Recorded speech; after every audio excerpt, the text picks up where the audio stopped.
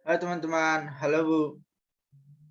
Jadi pada video kali ini saya akan menjelaskan atau saya akan presentasikan sumatif ekonomi peminatan saya tentang analisis masalah PT Hansen Internasional tahun 2016.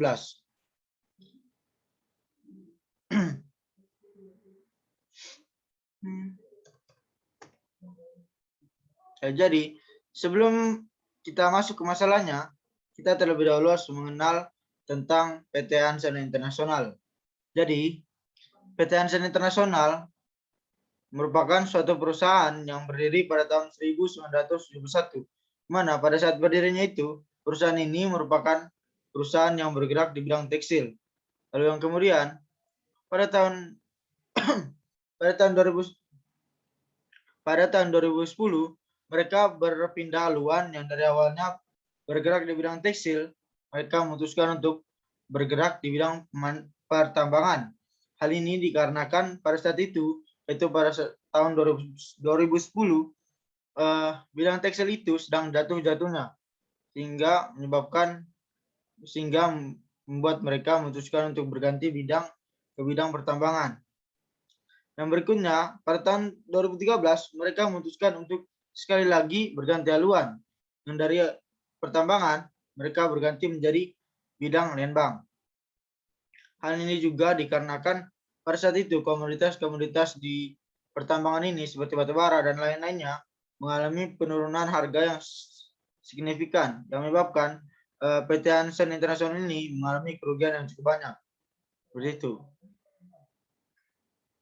Dan berikutnya kita masuk ke masalah dari PT Hansen Internasional ini.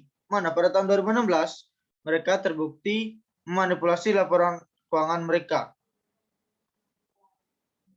Di mana hal ini dikonfirmasi oleh OJK itu sendiri. Mana OJK ini adalah perusahaan atau badan yang mengawasi hal-hal seperti itu, seperti keuangan-keuangan gitu.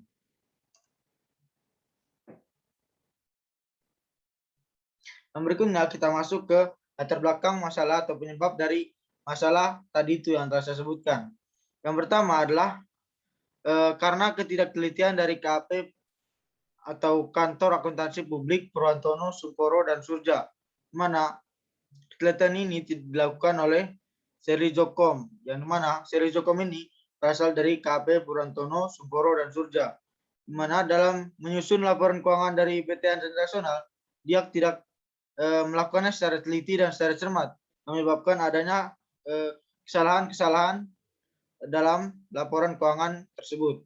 Itu.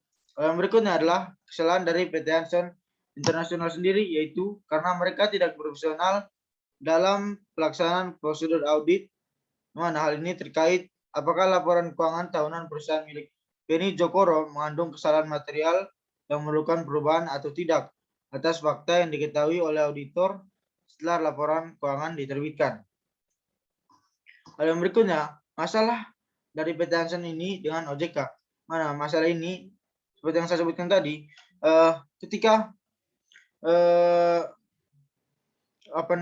laporan ketika PT Hansen Internasional ini didapati telah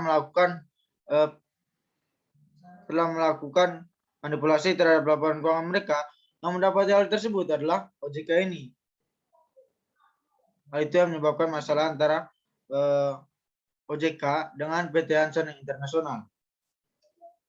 Hal yang berikutnya adalah hubungan masalah ini tadi, masalah dari PT Hansen masalah dari PT Hansen Internasional dengan kegiatan informasi akuntansi. Jadi, masalah PT Hansen Internasional ini adalah pemalsuan laporan keuangan perusahaan, yang dimana hal itu ada kaitannya dengan akuntansi. Jadi, dapat dikatakan bahwa skandal atau masalah tersebut berhubungan dengan akuntansi secara langsung gitu. Lalu berikutnya adalah tanggapan dari saya terhadap pentingnya laporan keuangan dalam perusahaan setelah menyelidiki masalah ini.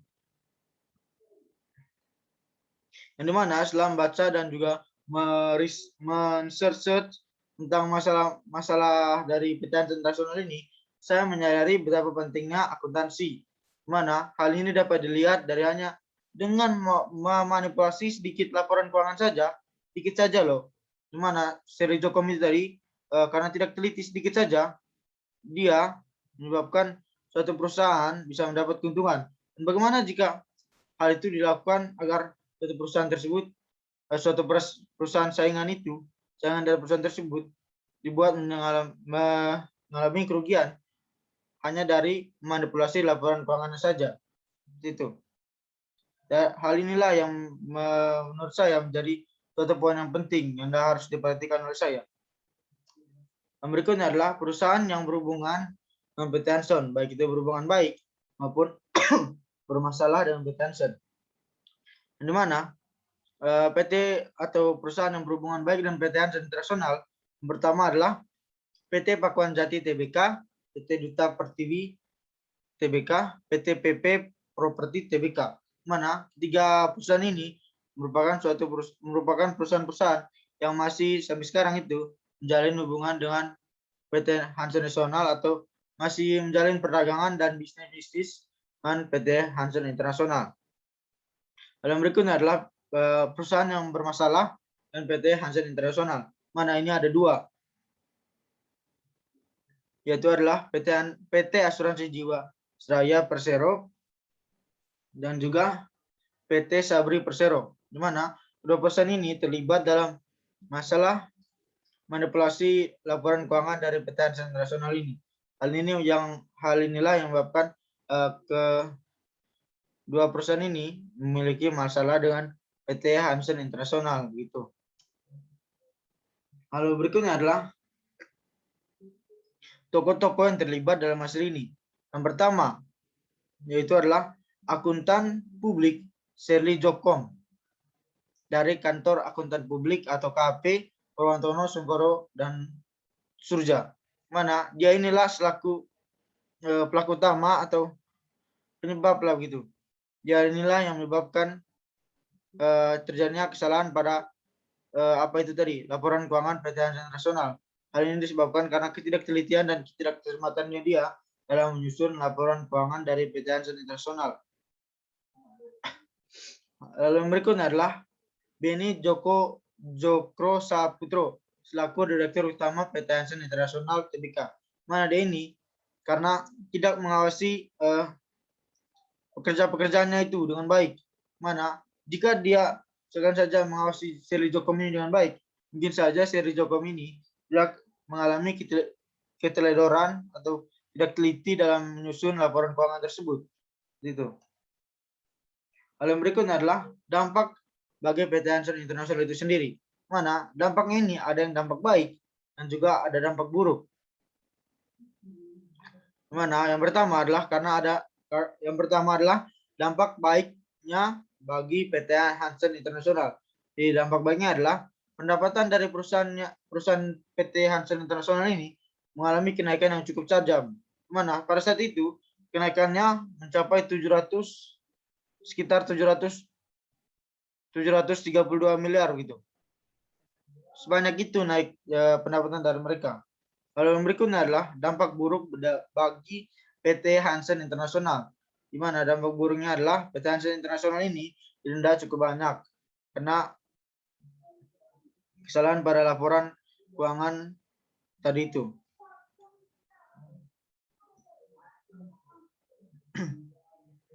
Lalu berikutnya adalah langkah yang seharusnya dilakukan oleh perusahaan tersebut adalah yang pertama, PT Hanson Internasional harus lebih profesional dalam pelaksanaan dan pengawasan prosedur audit supaya tidak terjadi yang seperti yang saya jelaskan tadi itu dengan perusahaan milik Beni Jokoro.